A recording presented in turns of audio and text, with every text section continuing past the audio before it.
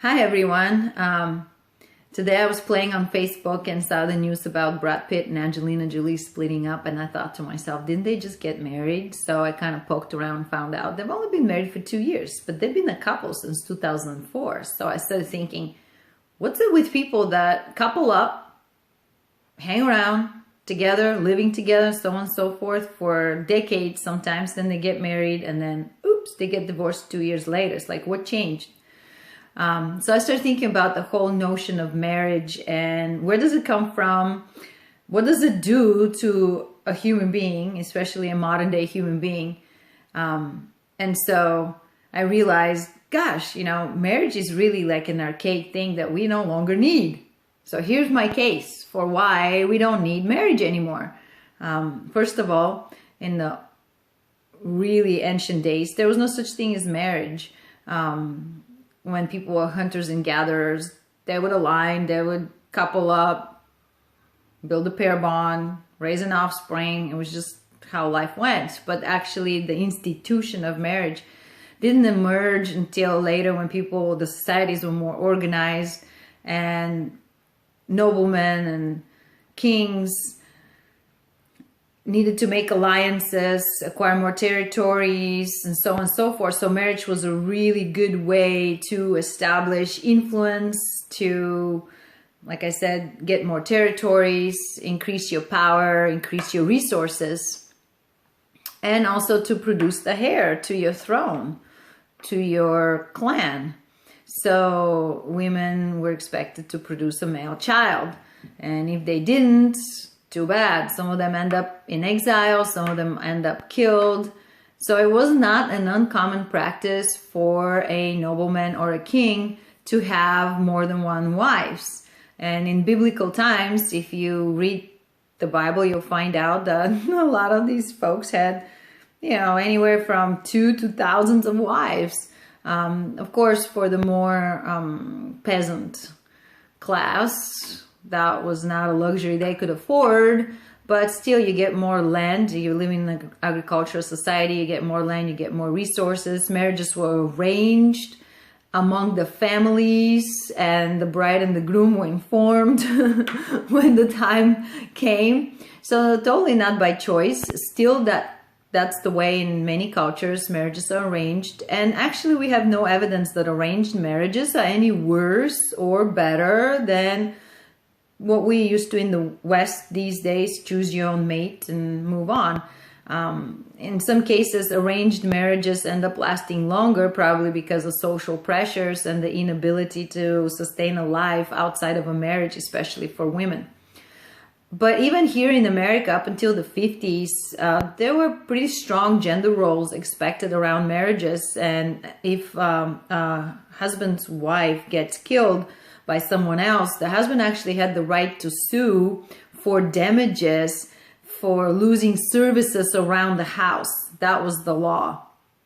So women being property and marriage being the way to acquire that property has been the way for hundreds of years. And thanks to feminism and women's rights, and also shifting from an agricultural economy to a market economy where women can work and be more economically independent, has really shifted why people get married.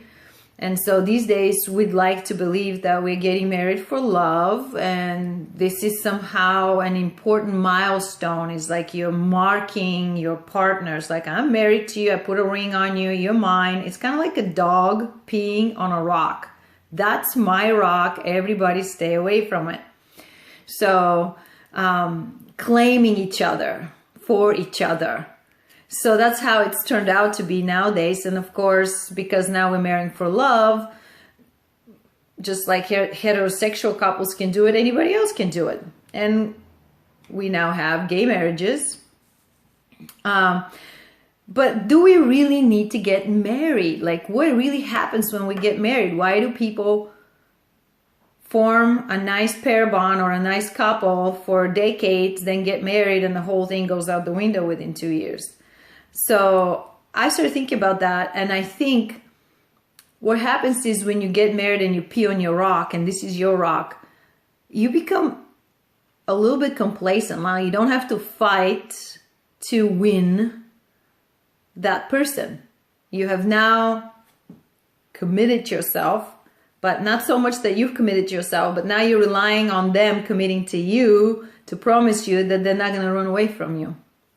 And so that gives you a false sense of security. It's like, oh, I got this made, I don't have to worry about it. At first, it's kind of nice and you have fun and you go, oh, wow, we're together and all that. But pretty soon you realize that, oh, I don't have to work so hard. So what happens? People get fat. That's the first thing that happens. People get married and then you see them a couple years later, they're fat. You know, they're no longer interested in looking good because they found their person and that person is theirs and they don't have to work hard to keep them.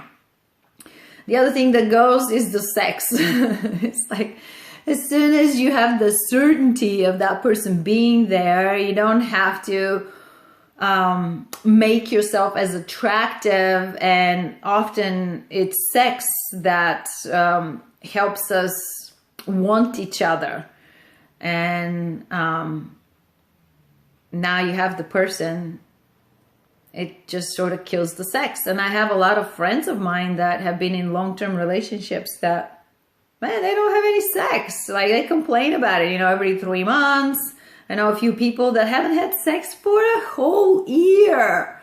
I'm like, what the hell? And some of these people are married and I'm like, oh my God. It's like, now you're stuck in this marriage and you're not getting sex. But because you're in a marriage, you can't get sex anywhere else because you feel bad about it. You'll be cheating or however, it's complicated. So that false sense of security kills a lot of what exists before you sign the paperwork, before you pee on the rock.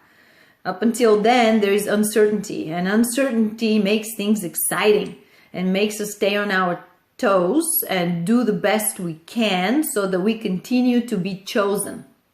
But once we're chosen and the paperwork is signed, we got nothing to worry about. We got this made.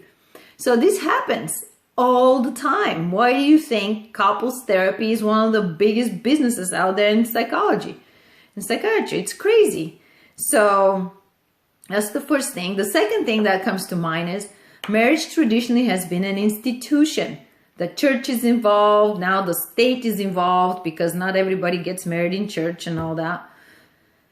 It's an institution. You get a license to get married. It's an industry. You have giant weddings. You have wedding planners, wedding dresses, wedding cakes, wedding destinations. People make tons of money out of marriage. And then on the other side is the industry of divorce. There's a whole nother group of people that are just waiting for the 2 years to be over so they can help you out, split up the assets. So lawyers, and it actually costs more money to file for divorce than it costs to file for marriage license. In the state of California, in my area here, I think it's like $25 to get marriage license, but to file the paperwork by yourself in the state for divorce is like $250. So it's kind of funny. They get you on the way in, they get you on the way out. And they get you really badly on the way out. So marriage is an institution and marriage is an industry. But if marriage is an institution, why would you want to commit yourself to an institution? You're a free human being. Like, you voluntarily institutionalize yourself. Would you voluntarily go to jail? Would you voluntarily go to a mental hospital? Would you voluntarily go to any kind of an institution? No, it's like, but for marriage, we're all signing up and we have these great ideas. Let's go get married. Another idea that I had is that we live a lot longer than people used to live. Back when they used to make alliances with marriages and all that, I mean, the life expectancy was probably 50 years of age, and now we live twice as long. So people have more opportunities. They have more time to change. As they change, their relationships change. And so what you liked about one person, if you have 70 years to be with them, is going to change. You're going to change. They're going to change. It's no longer even logical to think that staying with the same person forever is productive. We no longer have the same kind of attachment to religion where we feel guilty about splitting up. The social pressures around marriage have kind of faded out as well. So we feel more free to move around.